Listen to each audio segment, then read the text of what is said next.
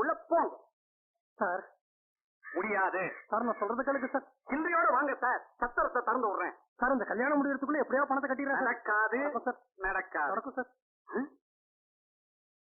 தம்பி யாரு? என் தம்பி சார். என்ன பேரு? நடேசன் சார். என்ன படிச்சிருக்காரு? B Com sir. இங்க வேலை பாக்குறாரு? கௌசல்யா செக்ஷன்ஸ்ல. என்ன சம்பளம் இருக்கும்? இப்போதைக்கு 275 ரூபாய் சார். கல்யாணம் ஆயிடுச்சா? இன்னும் ஆகல சார். கல்யாணம் ஆகலையா? சம்பந்தி, இத முன்னாலேயே சொல்லப்படாதா? தங்கச்சி, நீங்க என்ன சத்திரத்துக்கு பாக்கி வச்சுட்டு ஓடியா போறீங்க? நிதானமா மீதியை கொடுங்க. அடே மாரசாமி, பாரா, ஐயாவுக்கு வேண்டிய எல்லா உதவியும் செய்யணும். சத்திரத்தில் இருக்கிற எல்லாருமே திறந்து விடு. ஃபேனு லைட் எல்லாத்தையும் போட்டு விடு. சமையல் பாத்திரம் எல்லாம் எழுதாமலே கொடு. பார்த்துக்கிட்டு நிக்கிறியடா? ஐயா சாமான அவரே தான் தூக்கணுமா? என்றா போடா. என்னங்க திடீர்னு பிளேட்டையே மாத்தி அவங்களை சத்தத்துக்குள்ள போக சொல்லிட்டீங்க? சந்தாலட்சுமி, ஆண்டவன் யார் தலையில யாருக்கு முடிச்சு போட்டிருக்கானோ, அதனால கல்யாண வயசுல இருக்கிற எல்லா பசங்களுக்குமே